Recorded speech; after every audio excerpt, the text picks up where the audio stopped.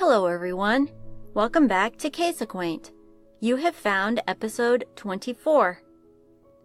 Updates. May 9th is the annual Random Act for Rachel Day, which was created to honor the legacy of kindness left by Rachel Galbraith. Rachel's family, friends, and supporters are inviting all of us to perform a random act of kindness on May 9th to remember Rachel and to keep her memory alive. If you haven't had a chance to listen to our episode about Rachel, this would be a good day for you to do that. And if you've been meaning to inject some love and kindness into the world by doing something nice for someone else, I'm sure Rachel's family and friends would be thrilled to see your example of a random act of kindness posted on their advocacy page, which is called Justice for Rachel Galbraith.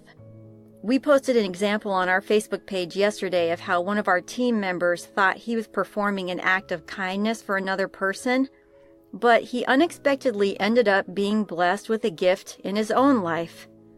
Funny how that happens. Kindness and love are such simple blessings, but they can have great impacts on our lives. Thank you, Rachel, for being the example of kindness that the rest of us can try to emulate.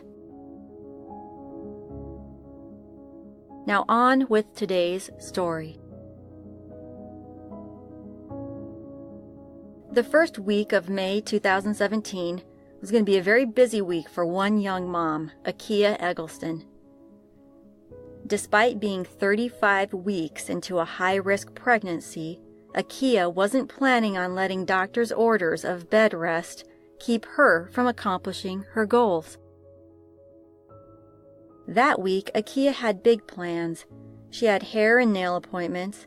She had just paid for a gender reveal baby shower with lots of expected friends and family members to be there to congratulate her and wish her well. Also, Akia was planning on moving out of her Baltimore apartment she'd been sharing with a roommate and both of their children. While Akia was in many ways close to her friends and family, hardly anybody knew about Akia's plans to move. In fact, after the week had come and gone, they realized there were many things about Akia's life that she kept to herself, or at least extremely private. Things that wouldn't seem to be out of the ordinary had Akia made it through the week as expected. But because of the details that only came to light later, Akia's secrecy may have been nothing more than a malicious plan by someone else to effect her permanent removal from the people who she loved and who loved her. This is the story of the disappearance of Akia Eggleston and her unborn baby boy. 22-year-old Akia Eggleston lived in the Cherry Hill neighborhood of Baltimore, Maryland. She shared custody of her almost 3-year-old daughter with an ex-boyfriend whose care Akia's daughter was in at the time Akia disappeared. Akia had maintained steady employment at retail jobs until she was placed on bed rest in January of 2017, when she had gone into early labor, but she had received medical treatment to prolong the pregnancy with close monitoring. Akia was petite at only 4'8", and she was ready for her baby to be born. As her pregnancy had advanced, her baby was deemed to be situated in a breech position. This is often very painful for the mother and can necessitate a delivery by C-section. The C-section procedure was scheduled for May 27th, almost 3 weeks after her anxiously awaited baby shower. When Akia disappeared, it was estimated that she weighed about 130 pounds. Also, according to family, Akia had trouble walking, which I'm sure isn't difficult to imagine someone of her stature and size having to carry an almost full-term breech baby. Akia's baby was a source of great excitement for her. She was already a doting mother to her daughter, and she was also a godmother to other children, and she had been a trusted babysitter for the children of her friends and family for years. She loved to cook, she loved seafood, especially sushi, and she worked very hard. It appears that Akia lived a healthy lifestyle, free of some of the pitfalls young adults her age sometimes fall victim to, like addiction or joblessness. But it's also true that Akia's life also had your typical single mom struggles, trying to juggle motherhood and supporting a household on entry-level wages. At the time, she had no car, so she was dependent on public transportation or finding rides to places she needed to go. Still, she was determined to make sure she created positive memories for her growing family. As we mentioned in the intro, Akia had planned a gender reveal baby shower, for which she had already paid approximately $900. That's a lot of money for a single mom to come up with, so this was absolutely a special event, and she had to reserve this venue in advance. Akia was also looking forward to getting her hair and nails done that week, but the first indication that Akia had other plans that most people who knew her had no knowledge of happened on May 3rd, 2017. Akia was driven around by a friend to several banks, according to police. There isn't a whole lot of information available about these transactions, but what they have released is that Akia was cashing checks, extracting money from ATMs, and also purchasing cashier's checks or money orders. At one point, she was at a Royal Farms bank. She took money from the ATM. Then she went and got cashier's checks from the teller there. She was at a Wells Fargo where she said she was waiting for a check to post. Now, the friend who drove Akia to these places had no participation in these transactions other than by giving Akia a ride. And in fact, that friend, according to police, was very helpful in providing as much detailed information as she could. When, at the time she was driving Akia around, she had no idea what fate actually had in store for Akia. In terms of these bank transactions, some have raised questions about what was actually taking place. The truth is, police have not released the nature of the transactions, but cops do say that they believe Akia was, as they describe it, duped. And on that day, Akia had access to what they characterize as a large amount of money. And she still had money that was yet to be picked up. After May 3rd, that money remained untouched. Same with Akia's otherwise extremely active social media accounts. She posted many times a day on several different social media platforms and had done so for years. But on May 3rd, all that stopped. She never made it to her hair appointment or her nail appointment. She didn't answer the phone when loved ones called, wondering what was going on with her. She never made it to that eagerly awaited baby shower, and she didn't pick up her daughter on the predetermined day. She also didn't make it to any of her doctor's appointments, and ultimately, her delivery date came and went. Now, missing the baby shower was the first serious sign that something was wrong. Her loved ones were immediately worried. Worried may even be an understatement here. They knew something was very wrong because she wasn't answering her phone either, which was also unlike her. Her grandma was trying to speak with Akia and eventually entered into a texting conversation with Akia's phone, and her grandma was immediately suspicious of the texted responses because they just didn't sound like Akia's normal responses. So like we said, according to those who knew her best, Akia would never miss her baby shower, which she had planned so meticulously, and she would never ever fail to pick up her daughter when it was time to get her. Now, Akia had been sharing a townhome with a roommate. This townhome was located in Cherry Hill, a large neighborhood in Baltimore. And when the family couldn't get a hold of Akia, they went directly to this apartment. What they found made them even more worried. Akia's townhome was virtually empty. The roommate was gone. All of Akia's belongings were gone except her bed and a dresser. Everything else had been cleared out. The roommate was contacted and she produced texts from Akia indicating she was planning on buying a house with her boyfriend. It was then that family realized Akia hadn't mentioned who the father of her new baby was. Had she moved somewhere with this mystery man without telling anyone? And they wondered who took all of Akia's belongings out of her house, and where did they take everything? They reported Akia missing and began to share her story. They knew Akia wouldn't have moved away from her 3-year-old daughter, ever, and wouldn't have gone anywhere without letting her family know. But the police were not so sure. They questioned the friend who drove her around to the banks on the 3rd. The friend told police that Akia had said she was going to use that money to put down payment on a house with her boyfriend. The friend apparently didn't pry, believing Akia was sure of herself and of her plans for her family. Akia had lots of people who cared about her, but as it turns out, Akia sometimes felt very much alone. She had lost her mom to breast cancer years back, and she was often sad about the fact that her mom had passed away.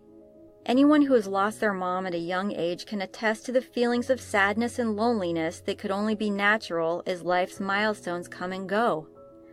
Akia passed these milestones by herself. Thankfully, she did confide in a few people who later told authorities and the family who this mysterious boyfriend was. And it turned out to be a person who Akia had known since she was a little kid. Actually, a childhood friend of her own stepdad. And her stepdad was shocked to find out his friend had somehow carried on a relationship with his stepdaughter without even telling him. Was this why Akia was so quiet about the father of her baby? Well, it turns out there may have been some additional reasons for Akia's silence. This man, who we're just going to call Michael, had also been building a family with a different woman. In fact, he had at least 2 children with her, and those children were both very young, younger than Akia's daughter. It was also said that Michael had kids by at least one other woman from years ago. Now Michael is much older than Akia. He's in his mid to late 30s. We have no information on what he might do as gainful employment, but it's pretty clear that the guy has a lot of extra time on his hands if he can juggle multiple relationships and father untold numbers of children. According to some friends, Akia had shown them some threatening texts, messages, and other communications that she received from someone claiming to be the mother of Michael's young children. Akia referred to the woman as an ex-girlfriend, but in the aftermath of her disappearance, these people portrayed themselves as a monogamous couple. Was Michael the father of Akia's baby? Was he making plans with Akia to find a home together? If so, what happened? Akia makes no mention of this Michael character on her social media by name. She apparently became pregnant in around August of 2016, and by December, Akia mentioned that she needed a ride to an ultrasound, which served as her announcement that she was pregnant. Later, she began to mention feeling lonely, alone, sad, and annoyed by the state of her relationship with this unnamed man who she said was lying and cheating. During these months, Akia had communicated to others that Michael's ex had tried to attack her, had threatened her numerous times, and was seemingly obsessed with her due to the strong hatred she had for Akia. As her due date grew closer, Akia began to consider some other living options and wondered what the possibilities would be in a rent-to-own home. Now, if you're wondering what that is, the concept is a little complicated. The buyer puts money down on the home to a private seller. The amount can be anywhere from 2% to 10% of the purchase price of the property. This is not refundable. A sale price for the home is agreed upon by the buyer and seller, and usually it's going to be above the actual worth of the home. The buyer agrees to pay monthly rent, and in addition to that, a pre-specified amount which will go towards the principal of the purchase price. So the monthly cost can be very high or reasonably low depending on the length of the contract and the amount the buyer can pay every month. This will naturally create a situation in which a buyer must come up with a lump sum to move in, more than your typical first and last month's rent plus security deposit. And then the buyer will also have to shoulder the cost of a higher than market rate monthly payment in order to live there. Sometimes the buyer will also be responsible for maintaining the property as if they own it. So usually it's important to make sure the contract is reviewed by a competent attorney. If by the end of the term, the buyer cannot pay off the balance or secure financing to pay it off, the buyer loses all the money they've spent. Rent to own is usually considered an option for someone who has put down roots in an area and they don't intend to move for a very long time. They have steady income, but maybe their credit or ability to secure a loan has been compromised. Also, if they're working on rebuilding their credit and expect to be able to secure a loan within a couple of years, this type of buyer might be interested in entering into a contract such as this. Well, this rent-to-own possibility was not only an interest of Akia's, it was also listed as an interest by one Michael on his social media. So there's a chance the two had been discussing this, and perhaps this sort of down payment was what Akia was trying to get money for. We wonder, did she have a specific property in mind? This is where we also have to wonder what the police were thinking when they decided Akia had just taken off and they didn't need to look too deeply into the possibility of foul play. Granted, on the surface, initially, it might not have appeared suspicious that her apartment had been cleared out, even though there was a hole in the wall. Also that she had gathered a bunch of money from various sources and disappeared into thin air. They did not investigate her case as one that necessitated them to begin from the premise that a violent crime had been committed or that Akia had disappeared against her will. So because they failed to take other details about her disappearance into account, precious time was lost. They didn't initially pull her phone records. They didn't get search warrants for other people's records. They didn't search for Akia. But the family was beside themselves because they knew very well that Akia wasn't going to be found by just waiting for her to contact people. They knew someone did something to her. And so they began to organize their own searches. These searches turned up no sign of Akia. By mid-July, the police finally decided that probably foul play was involved. It was now too late to check dumpsters or the city dump. We have no idea how much or even if Michael or his other girlfriends have been questioned. They did get the FBI involved, and eventually, in November of 2017, the FBI offered a $25,000 reward for information leading to Akia's whereabouts.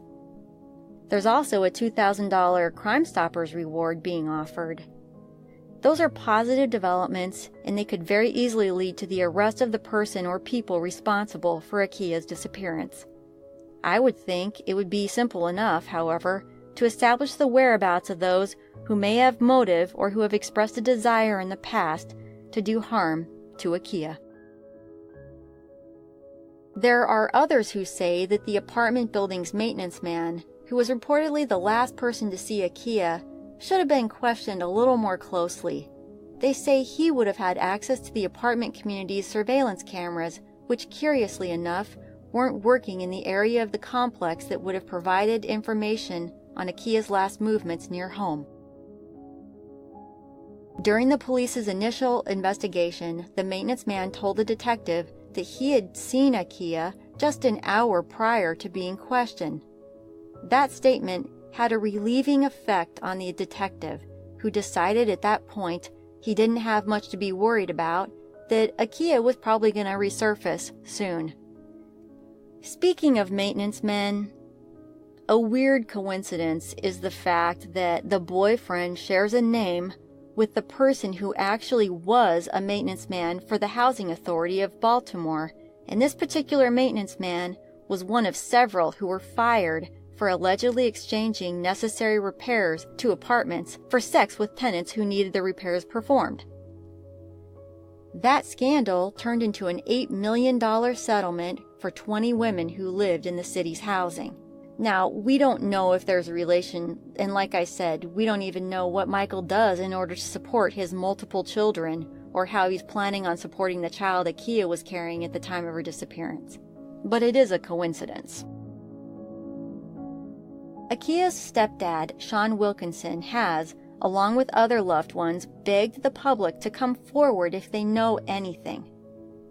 He knows that anyone who could harm Akia is also a danger to the rest of the community, and in fact, could also present a danger to anyone who knows about what happened to her. He has spoken with media on the family's behalf on several occasions, and during one interview, he was asked about the alleged father of Akia's baby.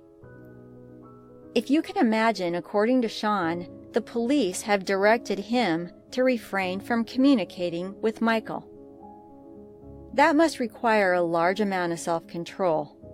Since Shawn has been part of every search conducted in the community for Akia, he would probably know if the father of Akia's baby helped look for her and his very own unborn child. According to Shawn, this father-to-be didn't show up for one search, as near as Shawn could tell. And we wonder, why hasn't this man participated in efforts to find Akia?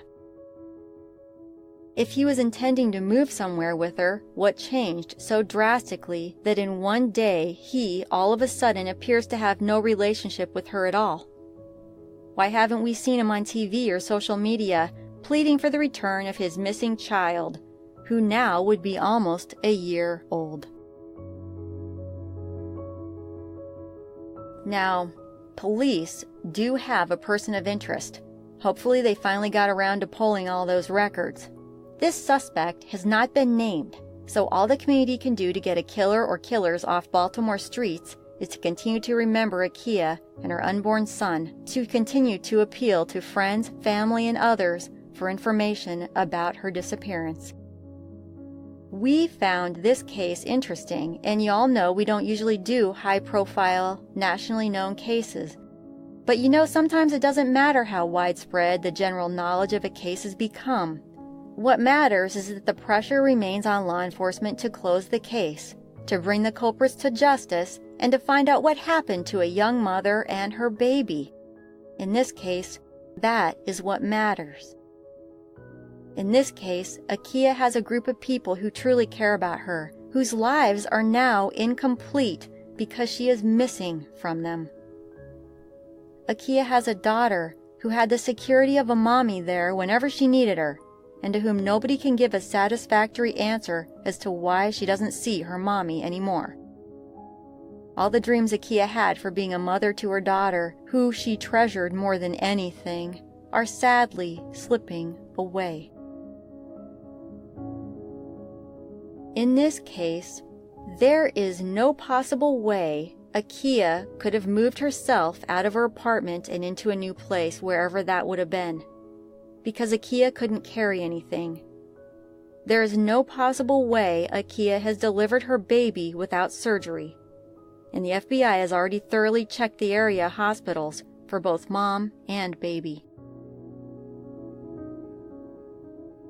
If, and we're not saying this is a fact because there's always hope that Akia will come home to her loved ones, but if someone murdered Akia and her baby, well, they've been very lucky so far.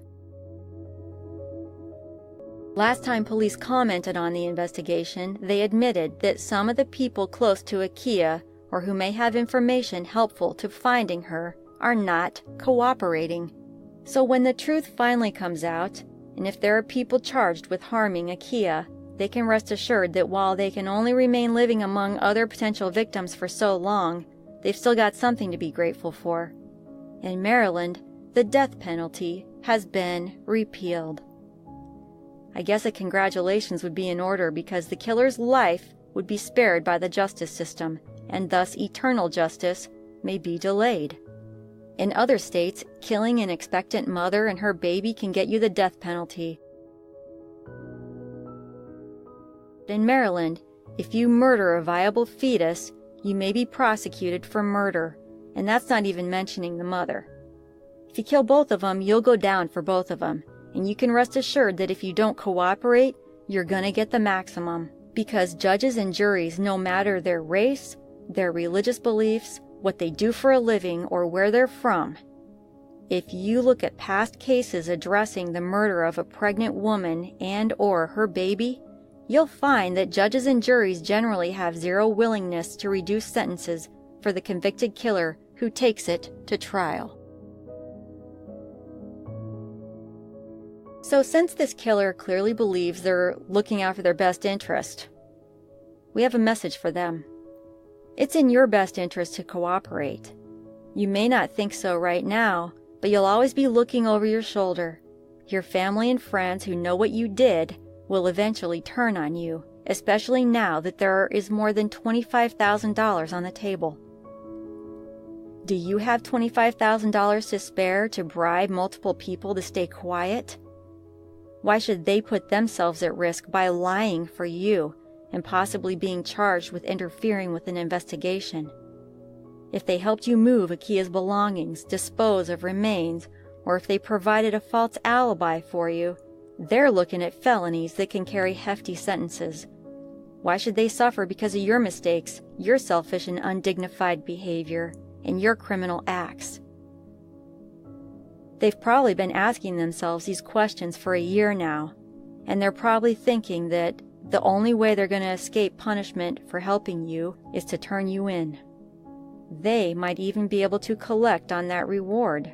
That's the end of our message to anyone who may be responsible for Akia's disappearance.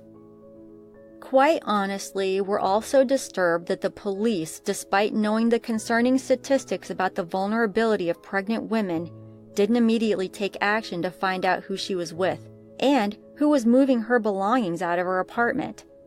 They didn't establish what happened to her items and what happened to her. They didn't immediately track her phone location despite the fact that at least one member of her family felt they were texting with someone who did not sound or respond the way Akia would have. Was this family member not to be believed? If so, why? The police knew that homicide is a leading cause of death for pregnant women in the United States. They'd been informed of the delicate state of Akia's health and that she was in a risky stage of pregnancy, yet they felt no urgency until it was too late to get the most important evidence, the phone tracking information of anyone who may be involved, and physical remains. They would have had plenty of probable cause to do so given the threats Akia had received and the money she had access to, which is also missing. One positive thing about this case is that the police did eventually start trying to find Akia, and they eventually admitted there's evidence leading them to suspect foul play. They did eventually ask for the help of the FBI. You know, over 13,000 people are reported missing in Maryland every year. Most of those people are found. It's probably not going to be easy for police to know who's going to come home and who won't.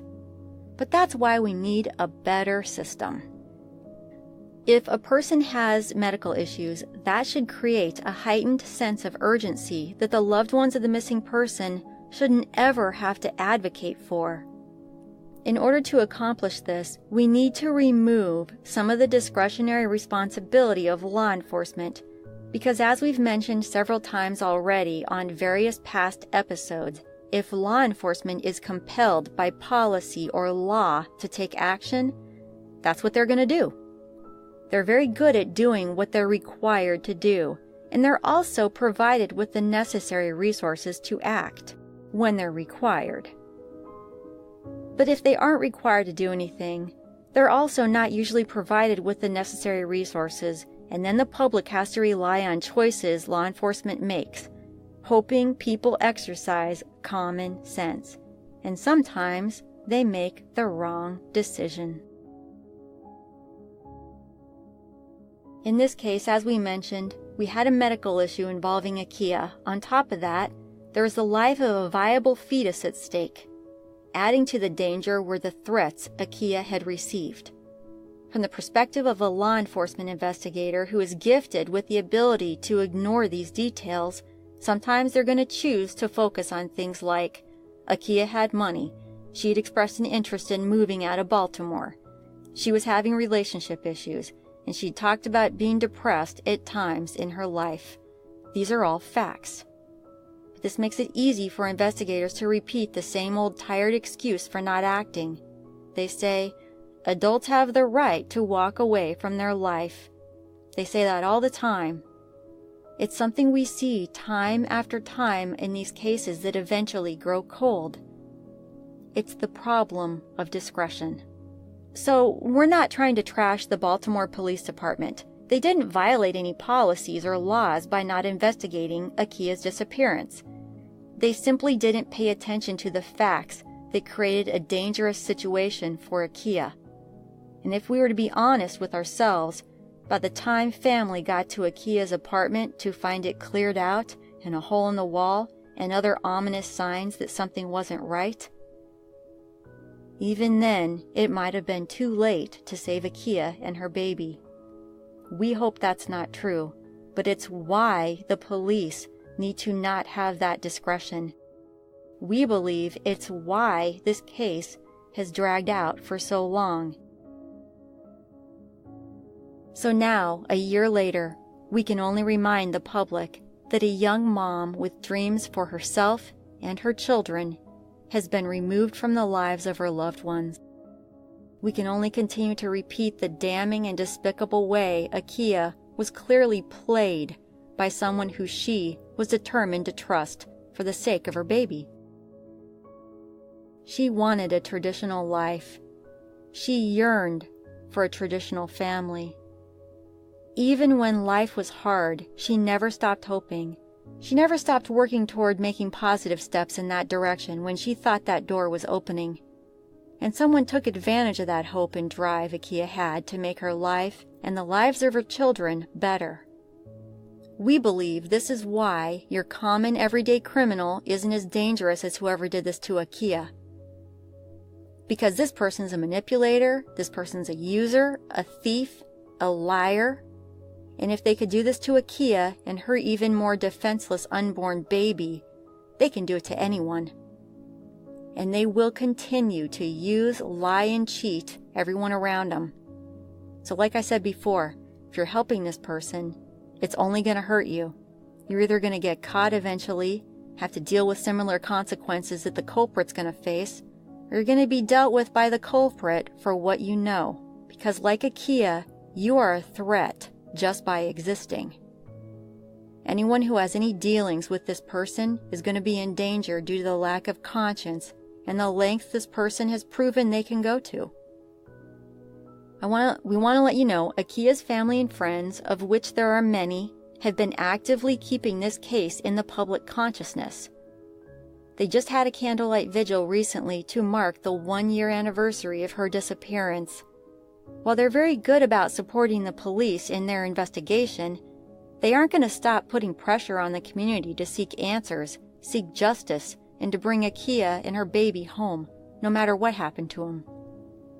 So if you want to engage in this fight for justice, visit, join, and share their advocacy page. We're going to include a URL in our show notes, and as always, links on our social media and blog post about Akia's case. Do you know what happened to Akia and her baby? Do you know of any threats Akia was receiving during her high-risk pregnancy? Do you know of anyone who would have had a motive to steal from Akia or to effect her disappearance? If so, the FBI may have some money for you. Call the FBI's Baltimore field office at 410-265-8080 or the Baltimore Police Department at 410-396-2499. If you'd like to submit an anonymous tip, we'll provide that URL in the show notes. I'm going to keep you updated on any progress we see being made in this case, and also next time we see an event is planned. In the meantime, we will keep Akia, her baby, and their loved ones in our thoughts and in our prayers. Thank you for listening. We'll talk again soon.